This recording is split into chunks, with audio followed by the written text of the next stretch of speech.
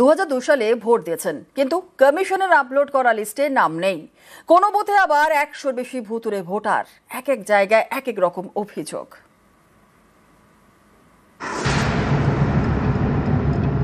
Voter লিস্টের বিশেষ নিবিড় সংশোধন, স্পেশাল ইন্টেন্সিভ রিভিশন SIR চালু হয়ে গিয়েছে পশ্চিমবঙ্গে। এর আগে পশ্চিমবঙ্গে SIR হয় 2002 সালে। সেবার লিস্টে নাম থাকলে এবার আর কোনো নথি দেখাতে হবে না। সেই 2002-এর ভোটার লিস্ট নিয়েই ভুরি ভুরি অভিযোগ।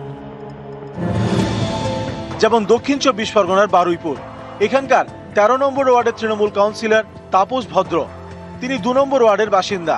তার দাবি 2002 সালে ভোট দিয়েছেন, কিন্তু এবার কমিশনের আপলোড করা ভোটার তালিকা যাচাই করে দেখতে গিয়ে দেখেন সেখানে তার নাম নেই। একইভাবে 2 এবং 13 নম্বর ওয়ার্ডের প্রায় 100 জন ভোটারের নাম বাদ গিয়েছে বলে দাবি তৃণমূল কাউন্সিলরের। যদি আমরা একটা জনপ্রতিনিধি হিসেবে আমাদের যদি নাম বাদ যায়, তাদের সাধারণ মানুষের নাম ভোটার লিস্ট থেকে থাকবে কি করে, এটাই এখন চিন্তাধারা। একটা রাজনৈতিক চক্রান্ত। এই করেই কেন্দ্রীয় সরকার সাধারণ মানুষের যেমন নাম বাতিল করে ভোটার লিস্টে কারচুপি করার চেষ্টা করছে, জনপ্রতিনিধিদের ক্ষেত্রে সেই একই জিনিস হচ্ছে। হুগলির আরামবাগেও একই অভিযোগ। এখানকার বাসিন্দা সরবরাজ উদ্দিন খান এবং সিরাজ উদ্দিন খান, 2 ভাই। তাদের দাবি 2002 সালে ভোট দিয়েছেন, কিন্তু কমিশনের আপলোড করা 2002-এর লিস্টে তাদের নাম নেই। 1995-এ যে হচ্ছে ভোটার লিস্ট, আমরা সেই তখন থেকে ভোট দিয়ে আসছি, আমার তাতে নামও আছে। তার পর যে 2025 পর্যন্ত আমার নামটা আছে, কিন্তু 2002-এ শুধু এটা নাম নেই। আতঙ্কিত মানে অনেকটাই আতঙ্কিত আছি, কি হবে না হবে। এখন তো বিভিন্ন রকম মানুষ বিভিন্ন রকম কথা বলছে, তো এই কারণে অনেকটাই আতঙ্কিত আছে।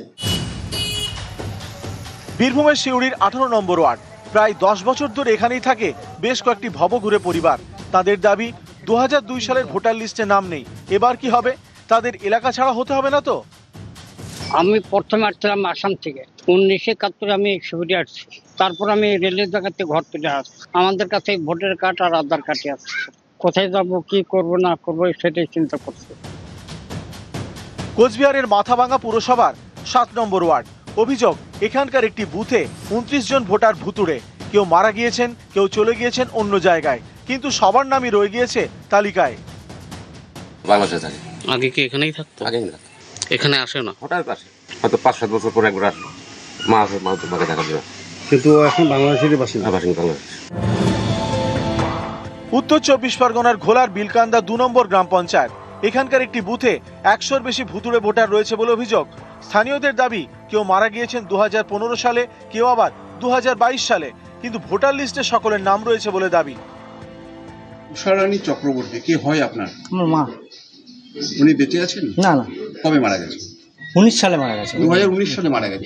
আমি জানি ওখান থেকে কেটে দেবে, কোনো ডেথ সার্টিফিকেটও রয়েছে, কোনো অসুবিধা নেই। পঞ্চায়েতের থেকে আমরা সার্টিফিকেট এনেছি, তাও বলেছি। ওনারা যদি না কাটে সেটা তো আমাদের কিছু করার নেই। নিউজ 18 বাংলা।